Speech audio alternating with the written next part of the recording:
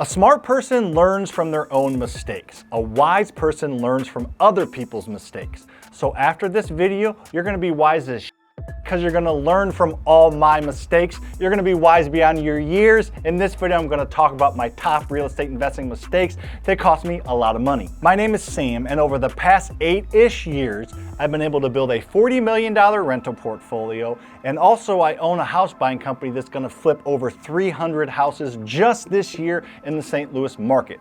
So I bought a lot of rentals and I flipped a lot of houses. I made a ton of mistakes along the way, so let's walk through those so you hopefully don't make as many mistakes or don't make them at all. Let's start this off with some common mistakes that every single real estate investor makes, especially the new ones. I know that because I've made all these mistakes, and then let's get into some specific ones where I'll walk you through some actual deals where I up. The most common mistake that I see new real estate investors make is they try to be on HGTV and they try to over rehab the houses. They think they're on TV and they think a camera's following them around, and that's not what's happening. So what they do is they over rehab for the market or the specific area.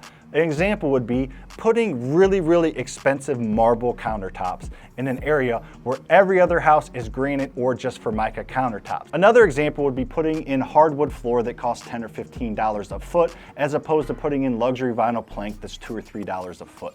You need to look at what the market is bearing. I mean, look out there and see what other houses are selling for in that area, and look at those finishes and make the same finishes, or maybe slightly higher if you want to have fun, but don't go over the top, because areas can only hold a certain dollar value, meaning if every single house in the neighborhood selling for $250, you're not going to be able to sell your house for $400,000 no matter how nice you make it, I promise. So make your house as nice as what else is out there, or maybe a little bit nicer, but don't overdo it. You're literally just wasting money. Another issue, and I can't believe I'm admitting this to you on national TV. I know it says national TV, but I'm admitting this to you. I didn't get insurance, or the proper insurance, on one of the development projects we were doing. I've talked about this a little bit on social media, but we were building a couple buildings on a storage facility and they went well, so we decided to build a third building, and I didn't get insurance on that third building, and guess what? It blew over a couple times and cost us about $150,000 in damages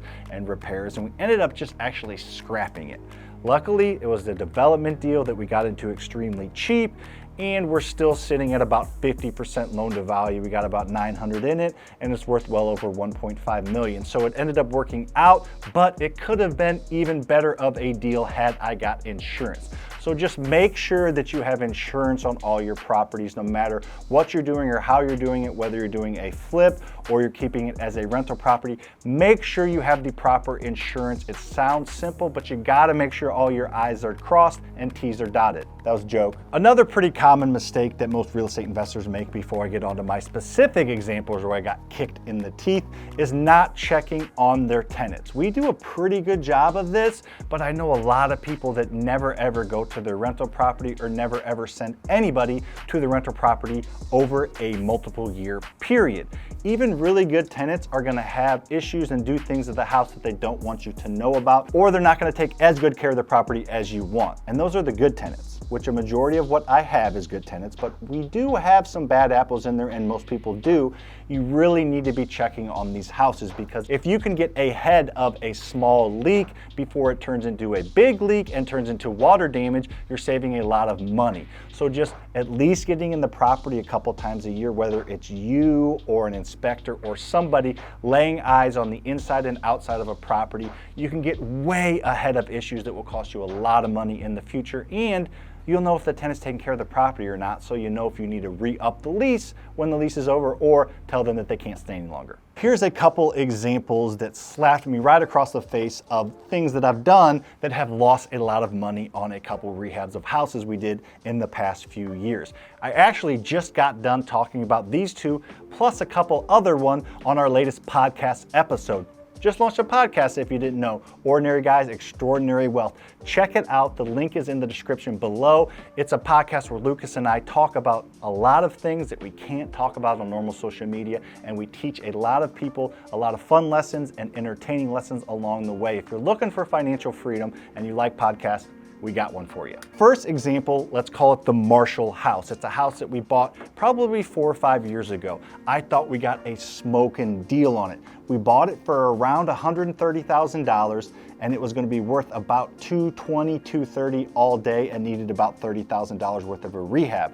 So if you can do that math, that's a pretty good spread. So we bought the house. It was in a nice, cute, affordable area. There was a few issues that we saw or issues that we didn't know about that came back to bite us. First one, and one that I don't really take as much credit for as the other one I'm about to show you, is the street. There was construction going on the street when we bought it, and I thought, great, there's gonna be new sidewalks, new streets when we're done. Awesome, this is gonna be a bonus to this property. But I didn't really do any research and I didn't notice that it was an extremely busy street aside from that construction. If you drove up or down the street past the construction, you would see a lot of cars. So as soon as the construction was done, the street was really, really, really busy, and that was a big deterrent from a lot of potential home buyers. Was I don't want to back out onto the street, because you had to back out to it from the driveway. It's really busy. I have little kids, I have animals, and I don't feel like backing out onto a busy road. So it wasn't busy when we bought it, but if I did a little more research, I would have noticed that it was going to be busy as soon as the construction was over. The other major screw up that, looking back, I feel like an idiot even telling you, is the main floor did not have a bathroom. It had like a little bit of a weird basement. You go down like 5 or 6, 7 steps, and a kind of a weird bathroom in like a dark basement. And then the other bathroom was upstairs. There was one bathroom upstairs for the 3 bedrooms. The main floor had no bedrooms and no bathrooms. I didn't really think it was that big of a deal because I didn't put myself in the shoes of the buyer. Whether you're older or younger, you don't want to go upstairs to go to the bathroom, or go upstairs every single time you have guests over and send them into your shower that is your master bathroom and shower. Or you don't want to send them downstairs to this weird, dark, scary, Stranger Things type basement to go to the bathroom. So it just was a very, very big oversight on our part, on my part, and my team's part, to not put ourselves in the shoes of the buyer again. So what we ended up doing was putting about that $30,000 into the property I mentioned. So we had $165,000, $170,000 in the property with holding costs. We listed it at that $239,000, so a big spread. And then over time, we kept dropping it and dropping it and dropping it because we were not getting any bites because of the things I just talked about. Eventually, we ended up pulling it off the market and putting in a half bath on the main floor, which is what we should have done from day one. There wasn't really a good spot for it, so we kind of just took out part of the dining room. We ended up relisting it. We had a main floor bath, but it was in an awkward spot. At that point, we had owned it for about 18 months with holding costs and everything. We were into it well over $200,000, and we ended up selling it for around what we had in it, a little bit less, but with paying realtor fees and inspection items and everything, we ended up losing about 30 grand on the deal. Fortunately, we had a decent business going at the time, probably had maybe 25 rentals, had a house company that were flipping about 100 houses a year, so we were able to take that hit. Had we not, it would have been a little bit different story. Another example of me f***ing up is the Pequeno property, we'll call it. It's a property that we bought with a extremely large foundation crack and foundation issue. We got a smoking deal on this one, or I thought as well. We bought it for about $75,000, maybe a little bit more, and it needed maybe $50,000 worth of rehab, and we had a big foundation crack to get taken care of, and it was a $200,000 house. So again, quick math, a pretty good spread on the end. So we ended up rehabbing the entire upstairs, 4-bed, 2-bath, probably spent maybe about $60,000. So we did a really good job up there. However, we didn't know what to do in the basement. It had a large horizontal crack across the entire front wall of the basement foundation that was like, it was bad. It was not ideal.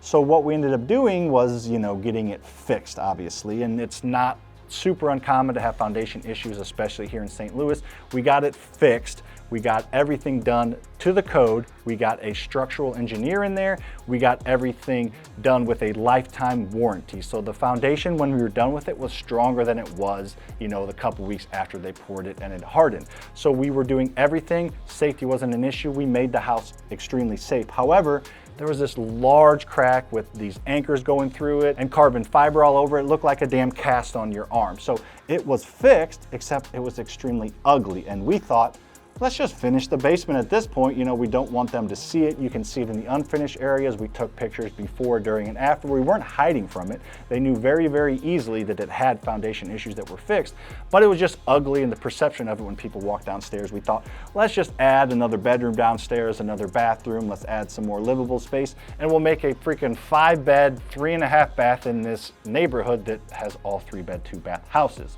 Maybe a 4-bed, 2-bath in there. So we made the biggest house, the most living space, and we added probably another $40,000, $50,000 to that rehab.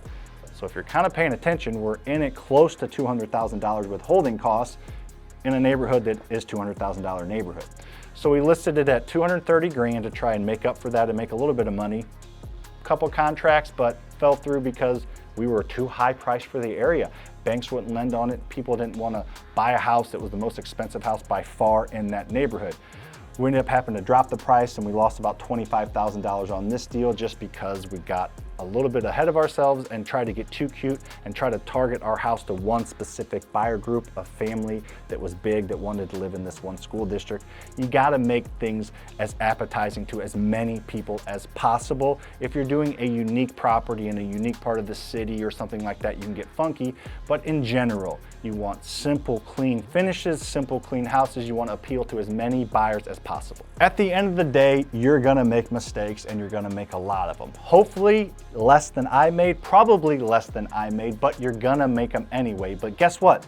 That's a good thing, and that may sound weird, me telling you that mistakes are a good thing, but it's true. If you're not making any mistakes, that means you're not swinging for the fences, you're not trying to do anything significant. If you made 0 mistakes, then you probably haven't bought very many properties or made very much profit or done anything substantial.